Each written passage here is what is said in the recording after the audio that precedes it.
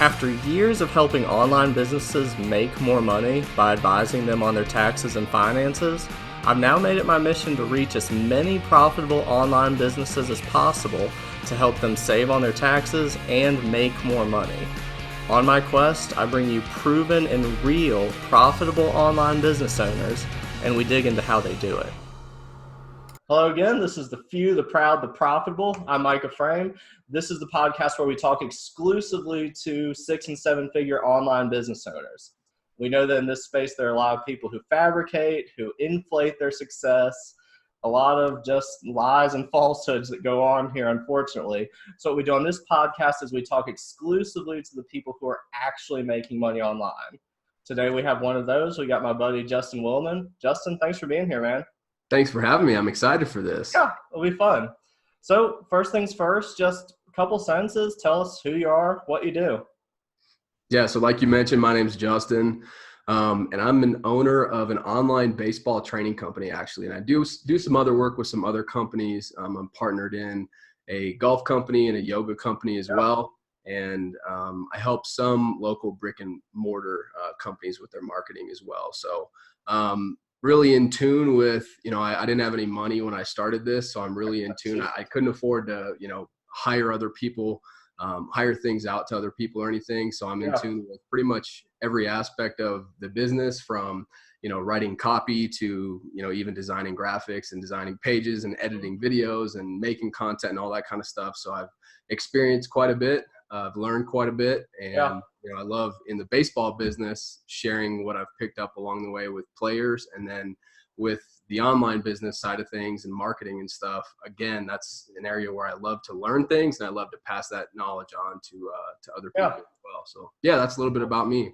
Yeah, and that's the cool thing too about your experience, and what most people should do is, where we see people get in a lot of trouble is when they're trying to sell things in their business where they haven't done it personally. Mm-hmm. We run into people where they're doing SEO, but they're not actually SEO experts at all. They just have some guy in Sri Lanka or Ukraine or somewhere who's doing it. But that leaves this huge liability in your business when, even if you're not the one writing the emails as you scale, even if you're not the one who's building the funnels anymore, even if you're not the one who's doing those things, having that expertise and familiarity is huge. Oh, absolutely. Not only, I think another thing too that's really benefited, us, and I say, us as myself and my business partners and things like that, is we have, a variety of different industries that we've worked with as well. And so I think it's easy to say, that one form of marketing works or whatever, and people tend to think that it's their way or the highway, and they've got this thing completely figured out, whether it's Facebook ads or YouTube or some other form of generating organic traffic, whatever it may be. Somebody thinks that they have like the magic touch, and you might think that, but it might be just the magic touch for your particular industry. And I feel we can see what works across industries, and obviously if it works across a variety of industries, it can kind of become fundamental at that point. And so that's always nice too, just having a bunch of different businesses to see what works, not just in one thing but across the board. Right. Well, that's what's always funny too, is when you see all these internet marketers, and it's like you said, it's whatever they're doing, that is the end all for every possible thing. And it's also funny when we're talking to clients or just talking to friends of ours, where they'll work with some of those people and they promise, this funnel is going to do $2 million because it did it for this totally different industry, totally different business. The whole model is different, but they promise the results based on this one experience and this one example that they had, which may or may not actually translate into what you're selling to this other guy. Right. Yeah. And it's frustrating too, because you think that in one industry you came across something like, I got an idea and it's working great in this industry, and I think this will crush it in everything else. And then you try it. You translate it to. Right. And then it doesn't work and it kind of flops, and then it's back to square one. So I really think there's, depending on your market and things like that, it really has an influence and impact on, what will work in terms of, price points and the way you market and the way you sell and all that. There's some fundamentals across the board for sure. Yeah, but things can change market to market. Right. And that's another thing that's funny about the people who it's my way or the highway or this is the way to do it, because of the fact that things do change so fast in y'all's space, Mm-hmm. which is why, and Adam will talk about this a lot, having when what you're talking about, having different, not only streams of income, but streams of traffic and different lead gen sources. Right. Because we're seeing it right now with all the Facebook ads guys, people Mm-hmm. who have been just destroying it with their particular model, the Facebook ad leading to a webinar or funnel or whatever. But now that the price per click and all that your ad spend is becoming so much more expensive to get the same reach and result, some of these guys, if there wasn't enough margin in that offer to begin with, are really having to rethink their business model and find other lead gen sources. Yeah, absolutely. And I think you can almost think of it as like pillars, for example. And obviously you might have, YouTube and Facebook and Instagram, and then you might have Facebook ads and Google ads, and you can look at all those as pillars. And I think, in every industry, you're going to find one thing might be working better for you than another in terms of generating leads and making sales and stuff. And so I think it's a balance between, you have to double down on what's working. You don't just want to diversify for the sake of doing it. You need to double down and do more of what's working and less of what isn't. But it's a risky game you're playing if you just focus on, nope, I'm strictly a YouTube guy or I'm strictly a Facebook ads guy. Because one of these platforms, whether it's YouTube or Facebook or whatever, one change in their algorithm and it could wipe you out or, make your business take a big hit. Get your ads account banned, get your Right. regular account banned for some reason. Yeah, Yep. totally. So just for a little brag on you, how many subs do you have on your main channel right now? I know you've got the partners with the golf and with the yoga business, but for yours specifically, you've got a huge following. Yeah, just shy of 200,000 YouTube subscribers. So we'll hit 200,000 here, hopefully real soon in the next couple of weeks, I'd say. And then Facebook and Instagram is about the same size on both of those platforms. Cool. Awesome. All right. So question number 2, what's the best thing about having a profitable online business?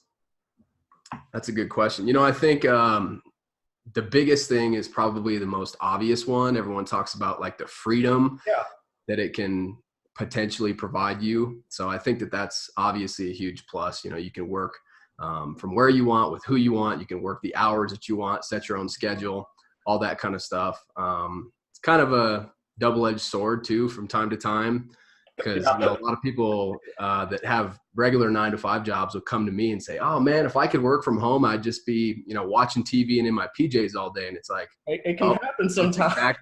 That's exactly why you don't work from home, because you have to be disciplined. Nobody's telling me you have to do this at this particular time or on this day. So you really have to be a self-starter and be disciplined. So there's pros and cons to it, but I'd say that the freedom's huge.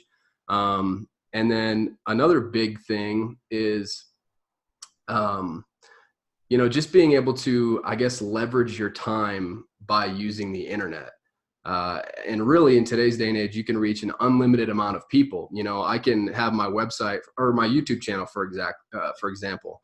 I can have 1,000 players at one time watching one of my training videos. And how long would it take me to impact 1,000 players in person? I might be able to do 5 lessons a day, for example. But with those 5 lessons, I'm limited on the amount of people I can, impact, and also limited on the amount of money that I can make, because I'm really trading my time for money at that point. And so I think that, the freedom, and then just being able to leverage what you're doing and reach a wider audience. That's probably my favorite part. Well, to the first point, absolutely, because we've got retail clients and they do well. They've got good businesses, but they either have to hire a bunch of employees or some of them are working 7 days a week because they just are having staff issues or budgetary constraints, to where they're there not only working a ton, because most online business owners still work a lot of hours. There's still a lot of work that has to be done, but when you do it and how you do it, you've got all that flexibility versus the store opens at 8 and it closes at 10 and you're responsible for staffing. But to the second point as well, it just what you're saying about, there's no way that you could reach the number of people and make the money you make you could do it theoretically, but not without this huge capital investment. Right. Because for you, you're able to do it with, you've got obviously expenses, but a lot of ingenuity, a laptop and some basic equipment. If you do it right, the required capital investment at the starting point, the baseline, is pretty de minimis. Right. If you wanted to reach 1,000 players locally, I don't even know how many people you'd have to be hiring and what sort of facilities you'd have to be renting out to do that. Yeah, it'd be a lot. No, I was hooked on it though. The whole idea of an online business, the very first time that I went to sleep and I woke up and I checked my account and I realized that I made money while I was sleeping. Right. That's a really cool feeling. Yeah, 100%. All right, cool. Well, number 3, and this is one of the things that we deal with a lot with our clients in the tax business, is we hear from online business owners that, and we see it, not only hear it, that cash flow can be a huge issue because your cash flow is very different than it would be for a brick and mortar business, good and bad. So how do you manage that? Well, I think a few different things. The first thing, it would kind of be along the same lines of what you do with your personal finances. I would obviously always recommend having some type of an emergency fund. Mm-hmm. And I wouldn't be extremely strict on, you need exactly 3 months or 6 months or a year, but at least having some form of cushion to where, a great example is in the month of, I want to say March or April, spent significantly more on Facebook ads than I typically do. And so there was, obviously more money coming in, making more sales and reaching more people because of that. But also, I had some pretty hefty American Express, bills coming out. And so I think that having that cushion there to where, if you test something with your marketing and it flops, for example, and you lose a bunch of money, or, sales are just slow for whatever reason, or, things come up just like in your personal life with, the car, something going wrong with the car, and, unexpected expenses, that happens in business too. So I'd say for sure having some type of emergency fund is huge, and just for your peace of mind as well. Yeah. Obviously, I know it's basic, but keeping your business and your personal accounts separate, I think that's huge, and that helps. I know you a lot. You'd be shocked how many people don't do it, and not only little startups, but people who have been operating profitably for years have it just intermingled completely, and there's no way to easily separate what's what in that situation. And that makes it tough. And then, another piece of advice is I would try your best to figure out and keep track of your trends year to year. Mm-hmm. And so what I mean by that is I think pretty much every business out there is going to have some type of a trend. For example, has to, yeah. So for me in the baseball business, obviously in baseball season, I'm going to have more baseball players interested in baseball training as opposed to in the off season. There's still dedicated players who want to get better in the off season stuff, but a lot of them are playing other sports and it's not on their mind. Right. Mm-hmm. And so in baseball, I know, okay, these months when it's actually baseball season, I'm probably going to have a little bit of an uptick. And then the other months, the off season months, it might go the opposite direction. And so I think that that's important. And again, you can do it in every business. You can, if you have an automotive shop, I have a buddy who his dad owns an automotive shop. He always tells me that they're slammed on the two extremes. When it's really hot outside and when it's really cold outside, that's when car parts break. Okay. And so he knows, in the middle of the summer, they're probably going to be pretty busy, and in the middle of the winter, but then, fall time and maybe spring, they're not going to be as busy. And so I think that it's tough your first year in business, but as you start, going, you're going to notice what months are booming and what months are slower, and then you can kind of adjust accordingly. So I think that's 100%, because just that goes to tracking. Right. And that's what we always say, that's one of the biggest differentiating factors that we see from businesses who are successful to the ones who aren't, are people who are tracking what's going on. Because sometimes we'll ask very basic questions. What's your profit margin on this? What's the seasonality of your sales, like you're talking about? Mm-hmm. What's your most what's your best lead gen source? What are your most profitable types of customers? Anything like that. And the people who are doing well know those numbers down pat. Right. They know what to expect in terms of their cash flow, anything like that. And then the ones who seem to kind of stall out, who can still remain in business but don't really ascend particularly, are the ones who are just chilling out, and they're using their balance in their bank account as the barometer for how the business is doing. Right. Yeah, I think it's absolutely critical for you to know your numbers. Otherwise, it's almost like you're just, you're guessing at that point. And Sure. to go along with that, the last point that I would make on that is do yourself a favor and just get a great CPA who actually understands online business, because I think there's, number one, there's a lot of business owners out there who just think of taxes and CPAs as kind of like an expense that they don't really want to pay. And you need to look at it as they're one of your greatest assets, truly, because they're a wise investment. They're not just an expense. They'll help you, keep things in order, number one, but help you avoid making mistakes, and they'll make you money in the long run. And there's CPAs who have been around for a long time, some older CPAs who don't really have a clue about online business because that wasn't around when they first got started. And so I think that not only find yourself a CPA who understands, business as a whole, but really what we're doing in the online space. If you can find someone like yourself, for example, I think that that's absolutely critical for any online business owner. And I think that it's truly an asset and it's an investment in your business. It's not, an expense. Yeah. Well, thanks for the plug there. And to give sure. myself But I think it's one, important, Well, yeah, because, and again, that's what we market towards, and that's really what we specialize in is online businesses. And the reason that started was when we would pick up new online business clients, we'd hear the same thing every single time that, oh, I'm so glad you actually understand what my business is. My last accountant had no idea what I was doing. Mm-hmm. And if you don't understand the business, ultimately you don't understand the financials and you can't give good tax advice. Right. Yeah. And it's nothing against them for not knowing what an online business is or what it's about. I get a ton of people who ask me, so, if you're at a whatever function, people ask you, what do you do? And when I mention online business, I'd say a large majority of the people. It's nebulous sounding. Yeah. It's like, well, what do you mean by an online business? Explain to me how that works. And so it's a great conversation starter, but the majority of people, including CPAs, don't really understand the ins and outs of it. So. And it's not just the tax side and what we deal with, but we run into the same thing when we're trying to get insurance policies. Sure. I was just going to say that. Yeah. We really have struggled finding agents who understand what's going on. Same with attorneys. And again, I'm not an insurance guy or an attorney, but we touch enough of everything that we're kind of involved in the decision-making process.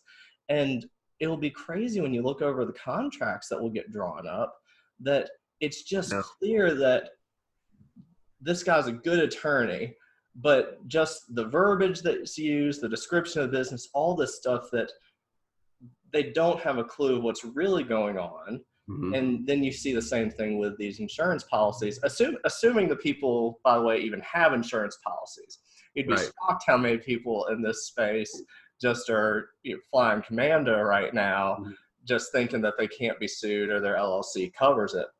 But if they do have a policy, a lot of times they'll have this coverage that just does not at all match what the business activity is. And then there are all these things that I'm not sure that they'd be sued for. I'm not sure they have a liability, but activities that they have in the business are not covered or described.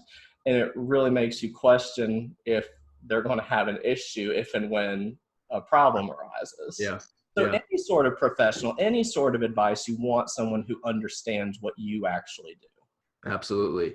And aside from just understanding what you do in the online business space, another huge advantage is, if you're my CPA, which you are, and, you're working with other online business owners, and I have a question being an online business owner about, man, I'm relying a lot on organic traffic right now. I need someone to run Facebook ads for me or Google ads for me.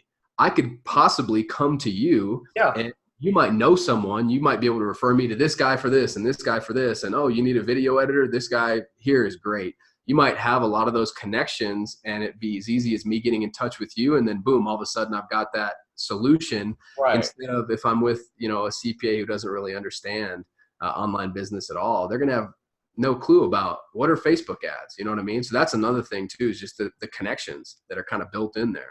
Yeah, completely. Because I'm not an expert on what the Facebook ads, the Right. trends on that or any of that stuff.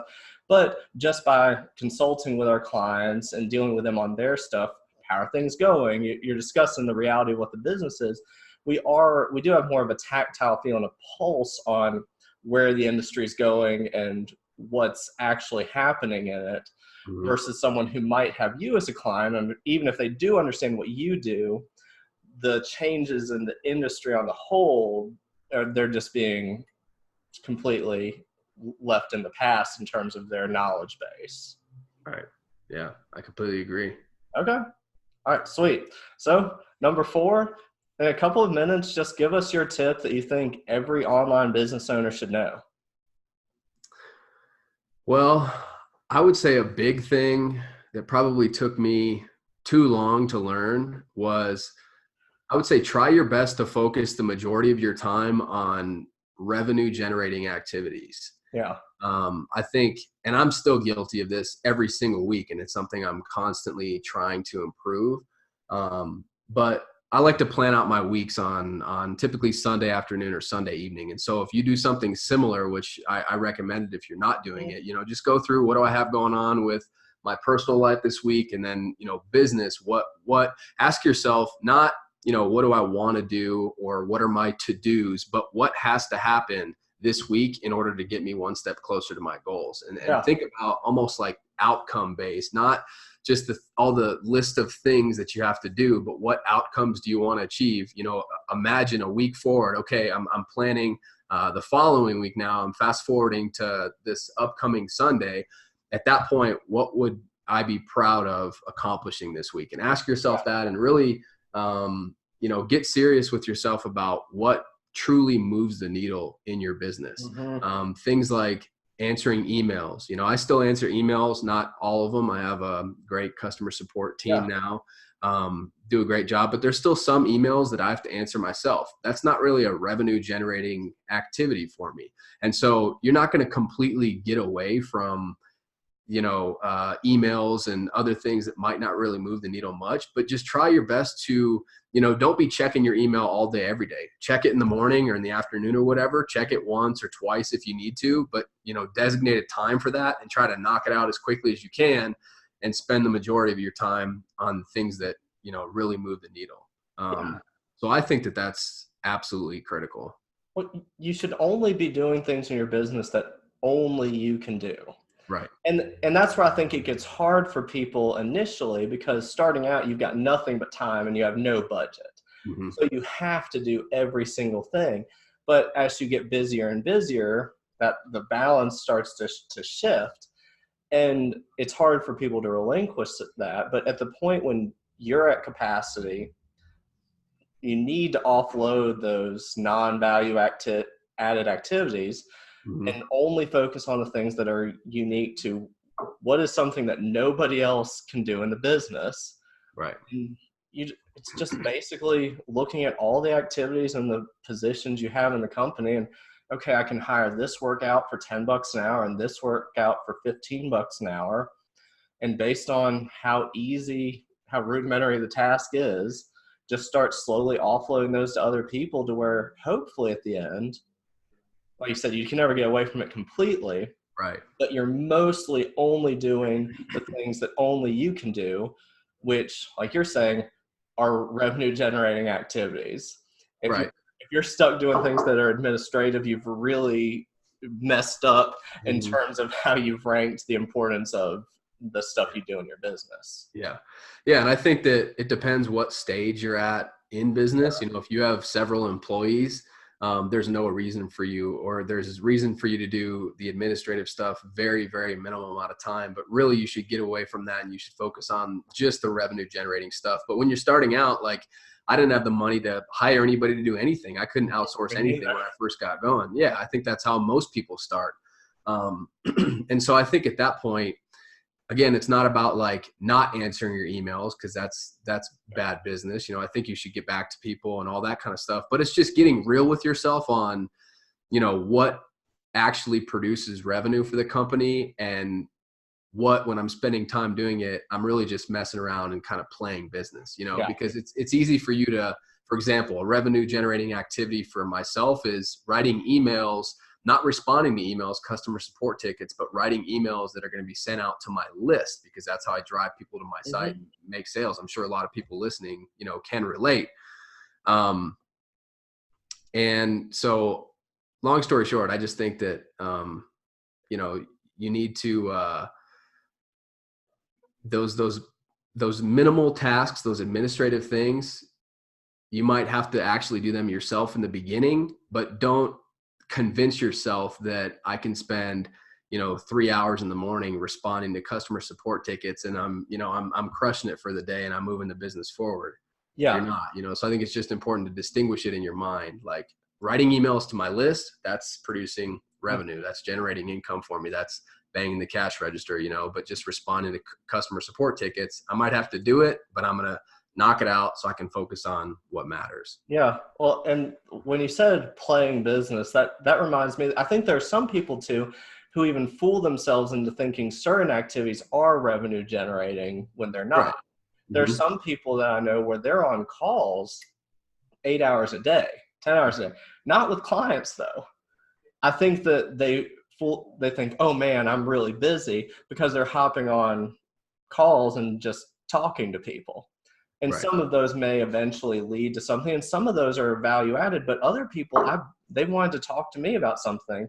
So I'll hop on a call, and at the end I'm like, was there any purpose to that aside from them wanting to hop on this call? I think some people will fool themselves into thinking, okay, I'm very businessy. I'm very busy because I just talk to people on the phone for 10 hours a day, which some people do that, and that does lead to revenue. It does actually lead to something, but I think we can also fool ourselves into sort of hobby type activities, deluding ourselves into thinking that that's real business. Absolutely. Yeah. People think they confuse just activity and being busy with productive action. It's kind of like, I'm in Colorado, you're in Virginia. And if I were to take a road trip down to you right now, it's like I can be busy and I can be driving all night long, but I can be driving the opposite direction, towards California, not towards you. And it's like I was busy, but certainly wasn't productive in getting close to my goal. And I think it's the exact same thing. Yeah, completely. All right, awesome. So last question, number 5, is it's one of two things, or you can do both. It's what's the craziest thing you've seen sold online, or what's the craziest tactic you've seen to sell something online? I don't know about the craziest thing that I've seen sold online, but tactics, I guess it's something that, a lot of people can probably relate to. They've probably been pitched this way before. I think it's a big mistake when people, and I don't know who's, giving this advice out there or whatever, but a lot of people will just direct message me, whether it's on Instagram or Facebook. They'll add me as a friend and, on Facebook, let's say, and 30 minutes later, they'll message me. And it's like before ever establishing a relationship or sort of rapport, anything. Yeah, before helping me at all first, they just immediately start pitching me like their products and services, which I may or may not even need in the first place. And so I think it's so important to not do that, and provide. I'm a big believer in providing helpful content up front. I mean, that's why, like in the baseball business, 95% of the stuff that we put out there is free. It's YouTube videos and social media content with the goal of actually helping people. And even if, you never purchase a product from us ever, hopefully just by following or subscribing to us, you improve your game, you improve your skills. And I think it should be that way in every industry. I mean, it's certain industries, it's easier to do than others. But if you just meet someone today and start pitching them on, what you can do for them today, I think that's kind of the wrong way to go about it. Try to, truly build a relationship and care about people and try to actually help them. And when you actually help them get, even if it's just an inch closer to their goals, if you're actually able to help them, making the sale is 10 times easier. Well, I think people need to imagine it as if it was an in-person interaction. Right. Because if you meet somebody and you say, don't even say hello, don't say anything, and you just immediately go into this tirade, this huge message, how bizarre would that be not to have, even if obviously so many of us do business online, that, yeah, people know that that's why you're here. That's why you're reaching out. It's not just because you want to be buddies, but there's a difference between establishing a relationship, providing value, all that stuff versus just launching right into this Right. bizarre speech. I've had it before, same thing you have, I'm sure, where people add me or sometimes I add them. And the first message, it's like, hey, sometimes I don't even use your name. Well, let's give them the benefit of the doubt. They say, hey, Micah. And then it's just this 2-page thing of all they do. Or they might even try to, they thinly veil it. So I say, what's new in your world? I'm like, nothing much, buddy. How about you? Well, and then it's like, come on, has this ever worked for you? I know. What sort of success rate can you possibly have doing that? Yeah. And if you're having a little bit of success doing it that way, try it the other way and see what the results are. Exactly. Maybe your product is really good, and despite how horrific your sales process is, it's overcoming it. And I'm not saying, I mean, totally connect with people and add people as friends. And it's great to build relationships and connect with people. And I'm not against selling by any means. I think that nothing really happens until a sale gets made. And obviously you have to pay the bills and you can't give away everything for free. That's just the way that life works. But just coming from this place of, I'm going to add you and, DM you and jam something down your throat, it's just not going to be the most effective way to make a sale. And it's not going to be cool to people. It's not going to help them in any way. And you're not going to get a good reputation by doing that. So I would just avoid that. Yeah. Completely. All right. Awesome, man. Thanks so much for being here. For anyone who's watching and wants to get in touch with you, what's your website? What's the best way for them to get in contact? I would say just probably through the baseball business. My website is ultimatebaseballtraining.com, and we're Ultimate Baseball Training on YouTube, Facebook, and Instagram. You can shoot me an email, justin@ultimatebaseballtraining.com. That's probably the best way to get a hold of me. Okay. Awesome.